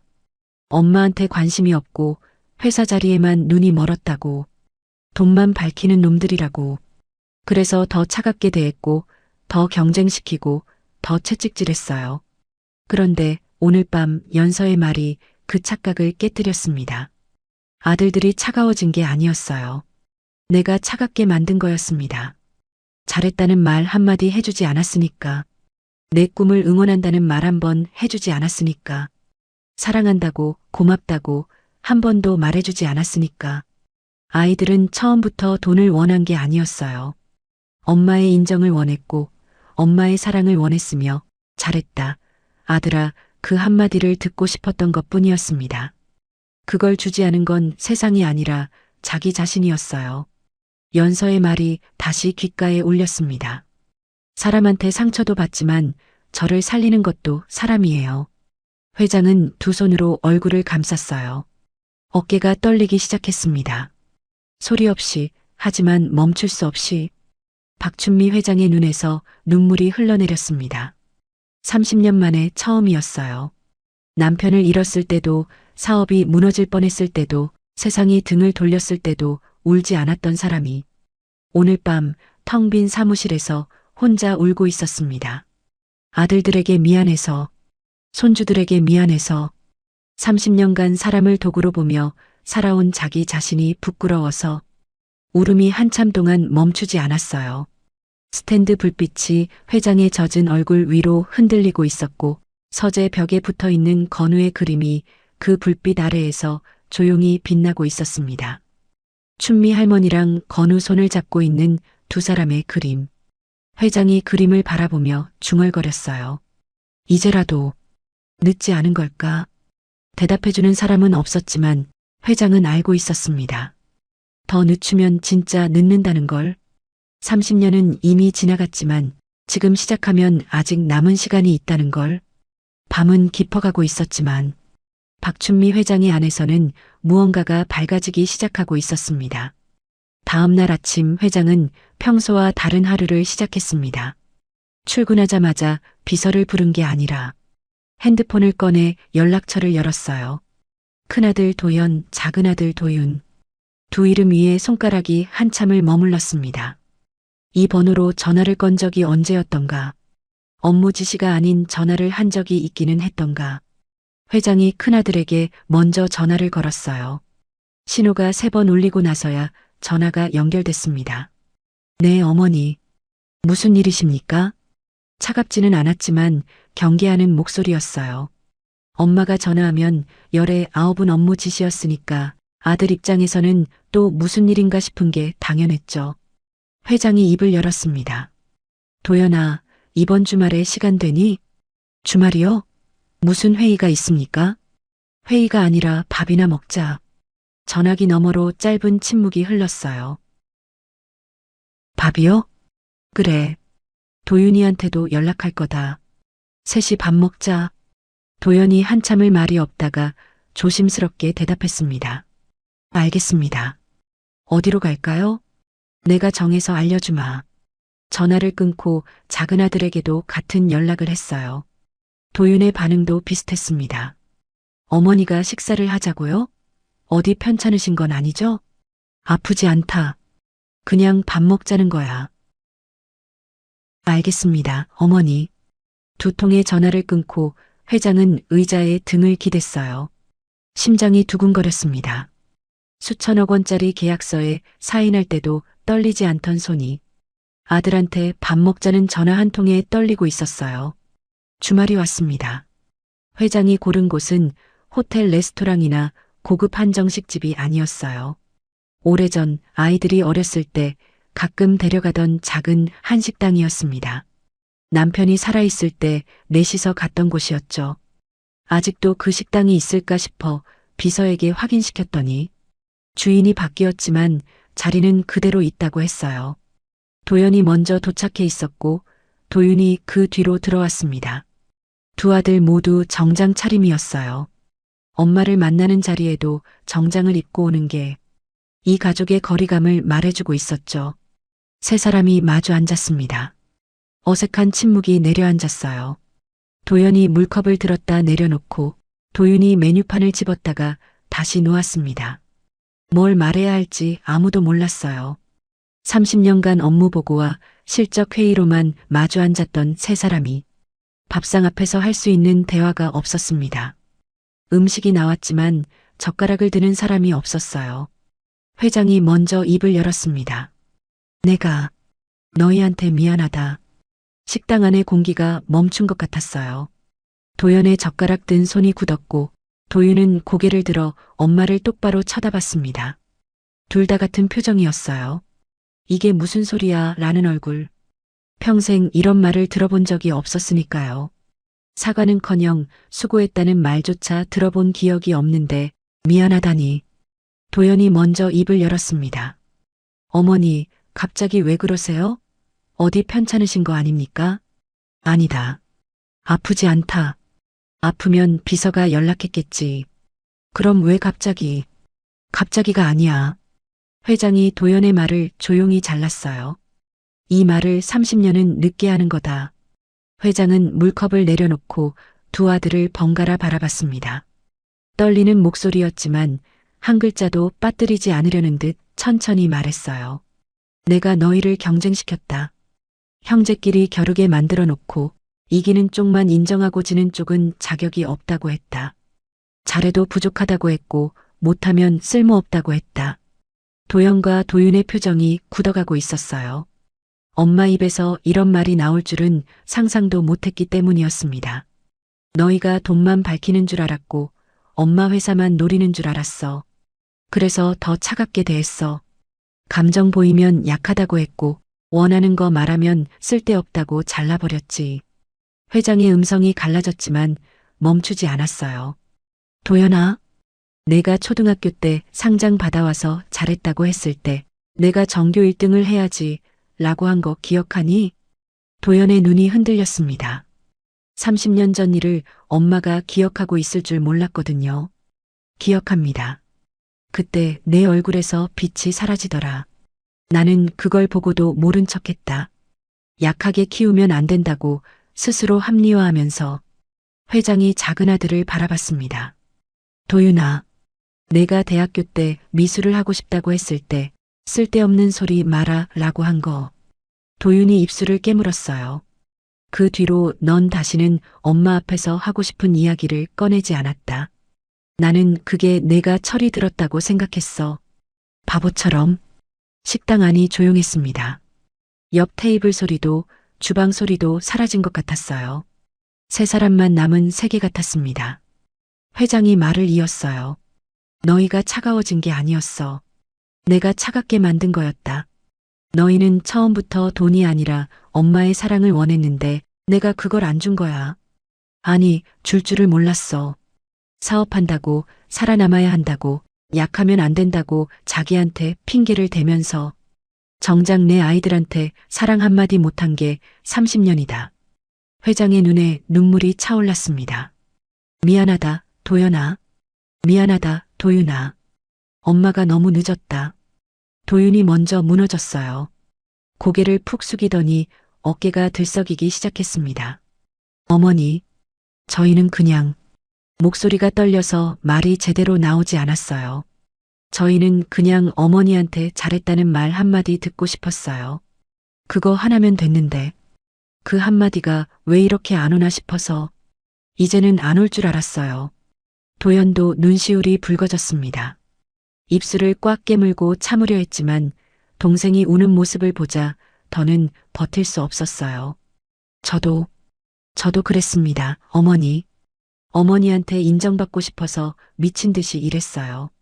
실적 올리면 어머니가 잘했다고 해주실 줄 알았는데 올려도 부족하다는 말밖에 안 들리니까 어느 순간부터 포기했습니다. 어머니한테 사랑받는 건 안 되는 거구나 하고요. 회장의 눈에서 눈물이 흘러내렸어요. 어젯밤 사무실에서 혼자 흘렸던 눈물과는 다른 것이었습니다. 어젯밤은 자기 자신에 대한 후회였지만 지금은 아들들 앞에서 흘리는 참회의 눈물이었어요. 잘했다. 너희 둘 다 잘했어. 30년 만에 처음 나온 말이었습니다. 충분히 잘했어. 부족한 건 너희가 아니라 나였어. 엄마가 잘못한 거야. 미안하다. 새 모자가 처음으로 함께 울었어요. 작은 한식당, 구석자리. 대한민국 10손가락 안에 드는 그룹의 회장과 그 회장의 두 아들이 오래된 밥상 앞에서 30년치 눈물을 쏟아내고 있었습니다. 한참을 울고 나서 회장이 눈물을 닦으며 말했어요. 회사는 너희 둘이 함께 이끌어라. 싸우지 말고 서로 도우면서. 나는 이제 내려놓겠다. 도연이 놀라서 물었습니다. 어머니, 그건 무슨 말씀이세요? 어머니가 회사를 놓으시면 30년이면 됐어. 이 회사를 만드느라 놓친 게 너무 많아. 이제는 못 해본 걸 해보려고 해. 도윤이 물었어요. 뭘 하시려고요, 어머니? 회장이 웃었습니다. 아들들이 한 번도 본 적 없는 웃음이었어요.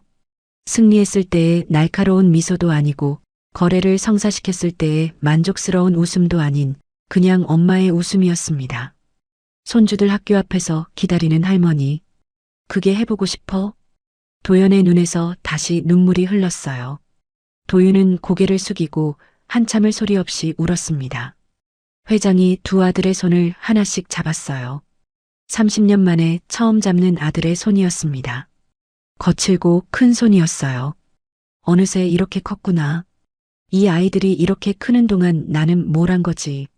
하지만 후회는 여기까지로 충분했습니다. 남은 시간은 후회가 아니라 사랑으로 채워야 하니까요. 늦어서 미안해. 하지만 지금부터라도 하겠어. 엄마 노릇, 할머니 노릇. 이제부터 제대로 해보마. 도연이 엄마 손을 꼭 쥐었어요. 늦지 않았습니다, 어머니. 도윤이 눈물 젖은 얼굴로 웃으며 말했습니다. 저희가 기다린 건 딱 이 한마디였어요, 어머니. 식당 밖으로 해가 지고 있었습니다. 작은 창문 사이로 들어온 노을빛이 세 사람의 젖은 얼굴 위로 따뜻하게 내려앉았어요. 30년간 얼어있던 가족이 녹아내리는데 필요했던 건 거창한 것이 아니었습니다. 미안하다는 말 한마디, 잘했다는 말 한마디, 그리고 손을 잡는 것. 그것뿐이었어요. 몇 달이 지났습니다. 박춘미 회장은 약속을 지켰어요. 그룹 경영 일선에서 물러나 두 아들에게 공동대표 체제를 넘겼습니다. 제게는 술렁였어요. 30년간 단 한 번도 고삐를 놓지 않던 독사가 스스로 왕좌에서 내려왔으니까요. 기자들이 이유를 물었지만 회장은 한마디만 했습니다. 더 중요한 일이 생겼습니다. 그 더 중요한 일이 뭔지 오늘 이 자리가 증명하고 있었습니다. 박춘미 회장의 저택, 넓은 거실. 오늘은 이 집에 사람이 가득했어요.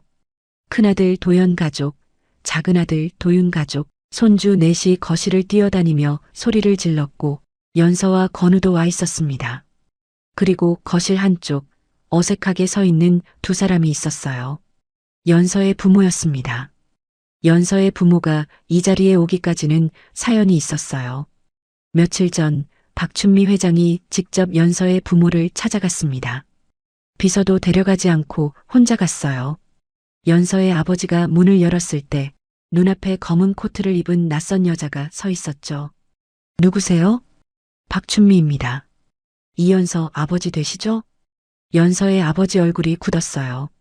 박춘미라는 이름을 모를 리 없었으니까요. 회장이 단도직입적으로 말했습니다. 몇 달 전에 저는 길에서 쓰러져 죽을 뻔했습니다.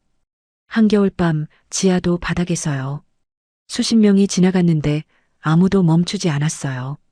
그때 멈춰서 저를 살려준 사람이 당신들 딸입니다. 연서의 어머니가 안방에서 나와 문 뒤에 서 있었어요. 회장이 이어서 말했습니다. 그 아이는 주머니에 1,000원밖에 없었어요. 그 1,000원으로 물을 사서 제 약을 먹였습니다. 자기 버스비도 없는데 모르는 사람 목숨을 살린 거예요. 연서의 아버지가 아무 말도 하지 못했습니다. 당신들이 내쫓은 딸이 내 목숨을 살렸어요. 그 아이가 어떤 마음으로 살아왔는지 당신들은 아십니까? 아이를 업고 당신들 집 앞에서 문을 두드렸는데 문도 안 열어줬다면서요. 연서의 어머니가 고개를 숙였어요. 아버지의 주먹이 떨리고 있었습니다. 회장이 마지막으로 말했어요. 부끄러운 줄 아십시오. 저는 30년간 제 아들들한테 사랑에 한마디 못해주고 살아서 지금 죽도록 후회하고 있는 사람입니다. 당신들은 아직 늦지 않았어요. 늦기 전에 가서 딸 얼굴 보십시오. 그 말을 남기고 회장은 돌아갔습니다. 며칠 뒤 연서의 부모가 연서를 찾아왔어요. 아버지는 차마 고개를 들지 못했고 어머니는 연서를 보자마자 울음을 터뜨렸습니다. 연서야, 엄마가 잘못했다. 그때 문을 열었어야 했는데 내가 아이를 업고 와서 문을 두드리는데 모른 척한 게 그게 부모가 할 짓이 아닌데. 아버지도 고개를 숙이며 말했어요. 아비가 아비 노릇을 못했다. 홧김에 한 말이었는데 그 뒤로 찾아가야지 하면서도 자존심 때문에 못 갔다. 미안하다, 연서야. 연서는 원망하지 않았습니다. 원망할 수 있었어요. 충분히 그럴 자격이 있었고 아무도 뭐라 하지 않았을 겁니다. 하지만 연서는 부모님을 안아줬어요. 괜찮아요, 엄마. 괜찮아요, 아빠. 이렇게 와주신 것만으로 충분해요. 연서니까요. 사람한테 상처받아도 사람을 미워하지 않는 돌아온 손을 잡아주는 게 연서라는 사람이었으니까요. 그래서 오늘 이 저택 거실에 모든 사람이 모여 있었습니다. 큰 식탁에 음식이 가득 차려져 있었어요. 호텔 셰프가 만든 코스 요리가 아니라 회장이 직접 주문한 소박한 집밥이었습니다. 된장찌개, 갈비찜, 잡채, 김치전. 회장이 비서한테 말했었죠. 비싼 거 말고 집에서 해먹는 것처럼 차려. 가족끼리 먹는 밥은 그래야 맞아. 아이들이 식탁 주변을 뛰어다녔어요. 손주들이 서로 먼저 앉겠다고 의자를 끌어당기고 건우가 그 사이를 비집고 들어가 회장 옆자리를 차지했습니다. 춘미 할머니, 나 여기 앉을 거야. 회장이 웃으며 건우의 머리를 쓰다듬었어요. 그래, 거기 앉아라. 그러자 회장의 진짜 손주들도 하나둘 다가오기 시작했습니다. 큰아들 도연의 딸이 조심스럽게 회장의 팔을 잡으며 물었어요. 할머니, 나도 옆에 앉아도 돼? 회장의 눈이 흔들렸습니다. 이 아이가 자기한테 이렇게 다가온 적이 있었던가? 그럼 당연하지. 이리 와. 작은 아들 도윤의 아들이 반대쪽에서 회장의 손을 잡았어요. 할머니, 나도. 회장이 양쪽에 손주를 앉히고 무릎 위에는 건우가 올라앉아 있었습니다. 30년간 텅 비어 있던 자리가 이렇게 쉽게 채워지다니. 이렇게 간단한 일이었는데 왜 이걸 30년이나 못했을까? 도연이 엄마를 바라보며 웃었어요. 도윤이 핸드폰을 들어 사진을 찍었습니다. 연서는 식탁 건너편에서 그 모습을 바라보고 있었어요. 연서의 어머니가 옆에서 딸의 손을 꼭 잡고 있었고 아버지는 건우에게 반찬을 집어주며 어색하게 웃고 있었습니다. 시끌벅적한 저녁 식사가 이어졌어요. 아이들이 소리를 지르고 어른들이 웃고 건우가 할머니 이것도 맛있어. 이것도 먹어봐. 하며 회장 앞에 반찬을 올려놓을 때마다 회장이 웃음을 터뜨렸습니다. 이 넓은 저택에 이렇게 많은 웃음소리가 울린 건 처음이었어요. 식사가 끝나고 회장과 연서가 둘이 마당으로 나왔습니다. 겨울이 지나고 봄이 오고 있었어요. 마당 한쪽에 심어진 매화나무에 꽃봉오리가 맺혀 있었고 밤하늘에는 별이 가득했습니다. 차가운 공기가 볼을 스쳤지만 싫지 않았어요.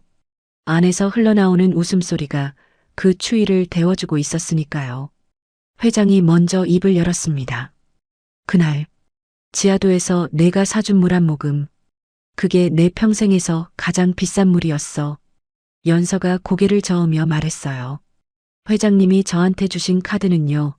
그날 밤 저와 건우를 살린 희망이었어요. 그 카드 한 장 아니었으면 저는 그 추위 속에서 어떻게 됐을지 몰라요. 회장이 천천히 고개를 저었습니다. 아니야. 내가 나한테 준 건 그보다 비싸. 넌 나한테 사람을 다시 보게 해줬어. 30년간 숫자만 보고 살던 내가 사람의 얼굴을 다시 보게 됐어. 내 가족을 다시 보게 해줬어. 연서의 눈에 눈물이 고였어요. 저도요, 회장님. 회장님 아니었으면 전 아직도 혼자였을 거예요. 건우랑 둘이서 어떻게든 버텼겠지만 이렇게 많은 사람들 사이에서 웃고 있을 수는 없었을 거예요. 두 사람이 나란히 서서 밤하늘을 올려다봤습니다.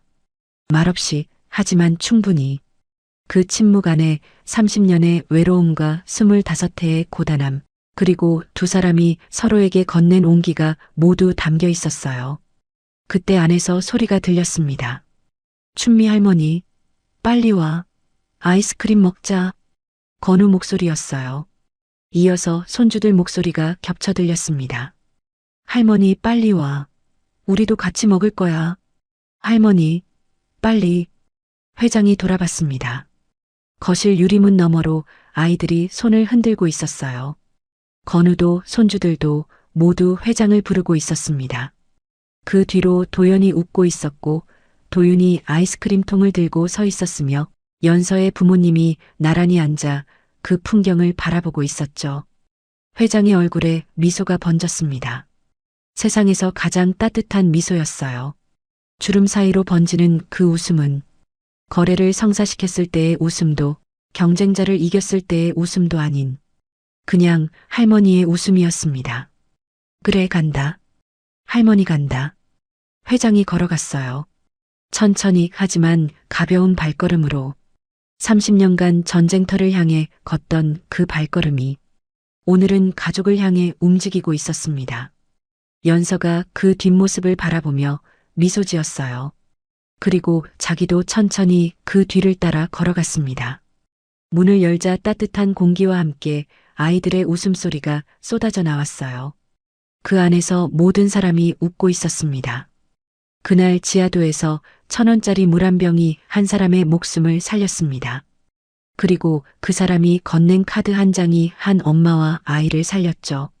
하지만 정작 세상에서 가장 비싼 것은 따로 있었습니다. 25 어린 엄마의 진심한 조각. 그것이 평생을 차갑게 살아온 한 사람의 마음을 녹였고 잃어버렸던 가족을 되찾게 해주었습니다.